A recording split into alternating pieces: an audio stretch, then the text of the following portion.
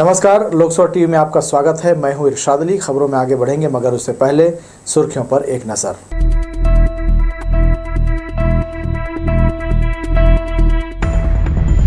Solar smart stick से lace होंगे वनकर्मी, मैदानी अमले की विभाग ने की चिंता। स्मार्ट सिटी परियोजना के काम में सामने आने लगी लापरवाही, बिछाए गए बिजली तार हो रहे शॉर्ट। आचार संहिता उल्लंघन मामले में हुई पहली कार्रवाई, कांग्रेस महासचिव के खिलाफ मामला दर्ज।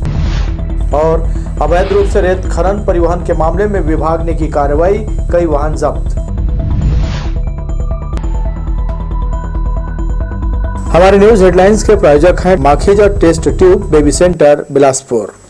हम आपके परिवार को पूरा करते हैं। Makhija test tube baby centre, life begins here, Bilaspur, Chhattisgarh. ये थी सुर्खियां, अब खबरें विस्तार से। वनकर्मी अब जंगल में सोलर स्मार्ट स्टिक के साथ नजर आएंगे। वनकर्मी डंडे से जैसे ही वन्य प्राणी के शरीर को टच करेंगे, उन्हें झटका महसूस होगा। इससे वन्य प्राणी जंगल में भाग जाएंगे। वनकर्मियों को स्मार्ट स्टिक के अलावा सामान्य प्लास्टिक के डंडे, टॉर्च व हेड टॉर्च भी बांटे गए हैं। Forest guard, forester, deputy ranger और रेंजर वन विभाग का मैदानी अमला कहलाता है। इन पर जंगल की सुरक्षा की महती जिम्मेदारी होती है। ड्यूटी या विशेष सर्चिंग के दौरान उन्हें आवश्यक उपकरणों की जरूरत पड़ती है। वनकर्मी इन उपकरणों के अभाव से जूझ रहे थे। कई बार उपयोगी चीजों की डिमांड वन अफसरों के समक्ष रखी गई। इसी का प्रभाव है कि वनकर्मियों को जरूरी उपकरण बांटे गए हैं। इनमें टॉर्च व हेड टॉर्च भी शामिल हैं, सामान्य प्लास्टिक के डंडे और पहली बार सोलर स्मार्ट स्टिक भी दिए गए हैं। यह स्टिक तब उपयोगी साबित होगी जब जंगल के अंदर ड्यूटी के दौरान कोई हिंसक वन्य प्राणी वनकर्मियों पर हमला करने का प्रयास करेगा। डंडे से वन्य प्राणी को टच करते ही उसे झटका लगेगा। इससे वह वनकर्मियों से दूर हो जाएंगे। हालांकि अभी यह व्यवस्था प्रायोगिक तौर पर है और प्रत्येक रेंज को 2 या 3 स्टिक ही दिए गए हैं। आने वाले दिनों में यह स्मार्ट स्टिक सभी वनकर्मियों के हाथों में नजर आएंगे। इन उपयोगी उपकरणों के अलावा एक और महत्वपूर्ण सामान भी उपलब्ध कराया गया है। उन्हें हंटर शूज दिया गया है। वनकर्मी इसे पहनकर आसानी से जंगल की सर्चिंग कर सकते हैं। इस दौरान पैरों को जहरीले कीड़े मकोड़ों के काटने से सुरक्षा मिलेगी। वर्तमान में सर्किल प्रभारी, डिप्टी रेंजर और रेंजर को यह उपकरण उपलब्ध कराया गया है। कर्मचारी कल्याण निधि से वन रक्षकों के लिए इन सामानों की खरीदी की गई है। ये सारे उपकरण वनकर्मियों को निगरानी करने में मदद करेंगे। इसके अलावा वह खुद सुरक्षित भी रहेंगे। इससे जंगल की सुरक्षा व्यवस्था में कसावट भी आएगी। वहीं स्मार्ट स्टिक की कुछ और भी विशेषताएं हैं। इसमें हल्का करंट के साथ सायरन की सुविधा दी गई है। अगर गश्त के दौरान कोई प्राणी उनके नजदीक आ जाता है तो सायरन की मदद से भी उन्हें दूर किया जा सकता है। इसमें 3 बटन दिए गए हैं। एक से पावर ऑन होता है तो दूसरे को दबाने से लाइट जलती है, जिसकी रोशनी में वनकर्मी आसानी से जंगल से बाहर निकल सकता है। इसमें मोबाइल या दूसरे उपकरण को चार्ज करने की सुविधा भी प्रदान की गई है। लोकसभा टीवी के लिए कैमरामैन राजा खान के साथ भूपेंद्र सिंह राठौर की रिपोर्ट। कछवाहा समाज के होली मिलन में फाग गायन से कलाकारों ने रंग भर दिया। शनिचरी के सामुदायिक भवन में आयोजित कार्यक्रम में समाज के युवा बुजुर्ग बड़ी संख्या में शामिल हुए। आपसी सद्भाव का परिचय देते हुए सभी ने एक दूसरे को तिलक लगाकर पर्व की बधाई दी। इस अवसर पर फाग मंडली ने होली के पारंपरिक गीतों की प्रस्तुति देकर समा बांधा। मौजूद युवाओं ने नगाड़े की थाप और गीतों पर जमकर ठुमके लगाए।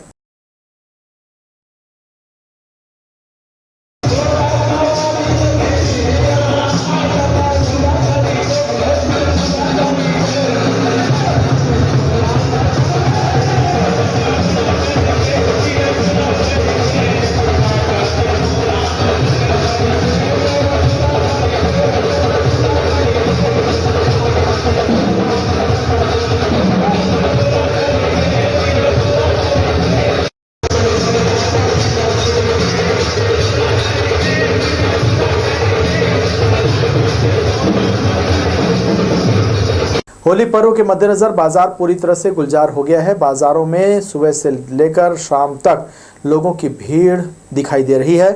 दुकानदारों के चेहरे दमकने लगे हैं। बाजार पूरी तरह रंगीन नजर आ रहा है। देवकीनंदन चौक, सदर बाजार, गोल बाजार, मुंगेली नाका सहित शहर के सभी बाजार होली के त्यौहार के सामानों से सजे हुए हैं।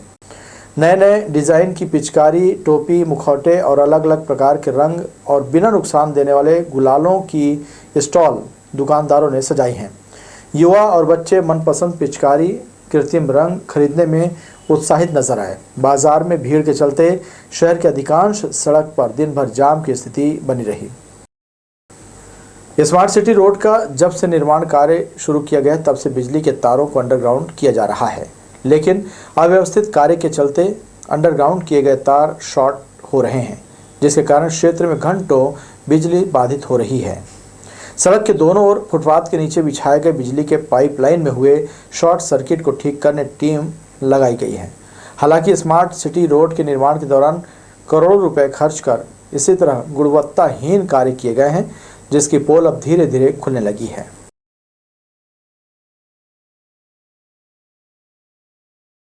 करबला रोड कश्यप कॉलोनी जाने वाले मार्ग में वर्षों की समस्या का समाधान किया जा रहा है।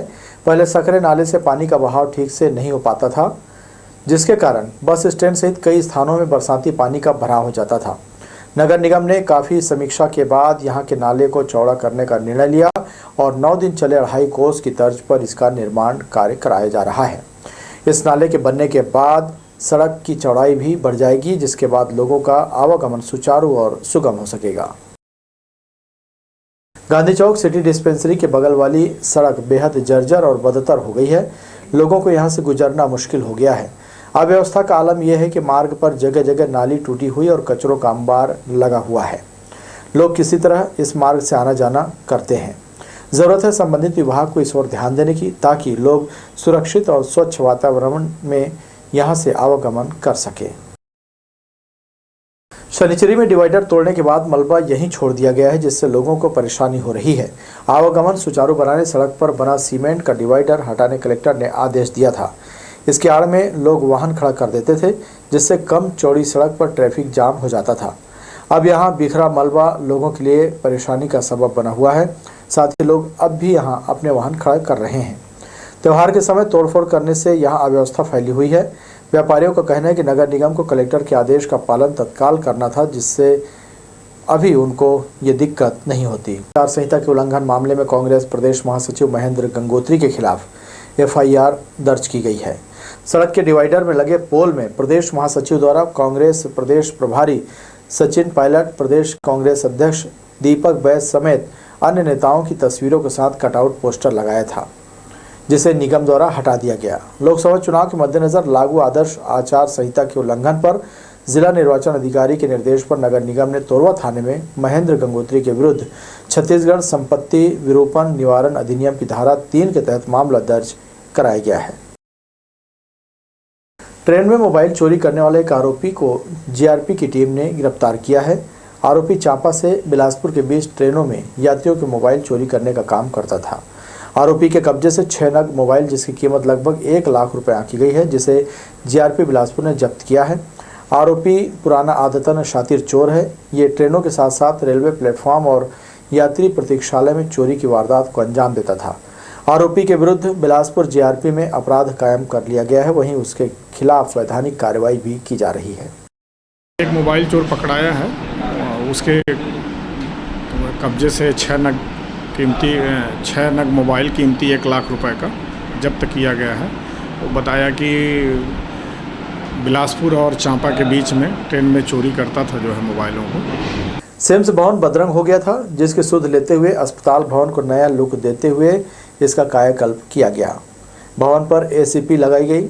इससे अस्पताल भवन की सुंदरता बढ़ गई। कहावत है, हाथी के दांत खाने के और होते हैं और दिखाने के और। कुछ इसी तरह से सिम्स का हाल है। सिम्स बिल्डिंग के भीतर जर्जर हो चुके छत का प्लास्टर उखड़ने लगा है। सरिया भी झांकने लगे हैं। जगह जगह से दीवार उखड़ चुकी है। यही नहीं, भवन की दीवारों में पेड़ पौधे उगाए हैं। टंकी का पानी दीवारों से नीचे टपकने लगा है।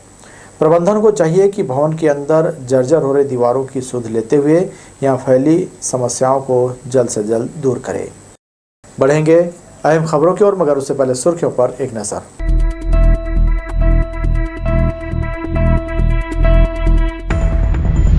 सोलर स्मार्ट स्टिक से लैस होंगे वनकर्मी, मैदानी अमले की विभाग ने की चिंता।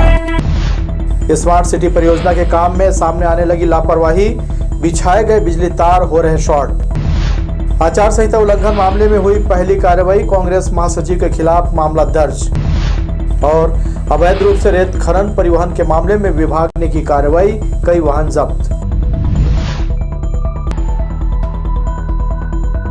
हमारे न्यूज हेडलाइंस के प्रायोजक हैं Makhija test tube baby centre Bilaspur. हम आपके परिवार को पूरा करते हैं। Makhija test tube baby centre, life begins here, Bilaspur, Chhattisgarh. खबरों की अंतिम पायदान में आपका स्वागत है। कछार निरतु घुटकू के रेत घाट में अवैध रूप से रेत का परिवहन करने वाले रेत माफियाओं के खिलाफ पुलिस और खनिज विभाग की टीम ने संयुक्त रूप से कार्रवाई की। इस दौरान रेत से भरे करीब 7 ट्रैक्टरों को जब्त कर MV एक्ट के तहत कार्रवाई की गई। वहीं रेत निकालने लगाई गई JCB को भी जब्त किया गया। पुलिस ने सभी वाहन चालकों को नोटिस जारी कर थाना तलब किया। इसके साथ ही मौके से मिले 2 मोटरसाइकिल भी पुलिस ने बरामद किया है।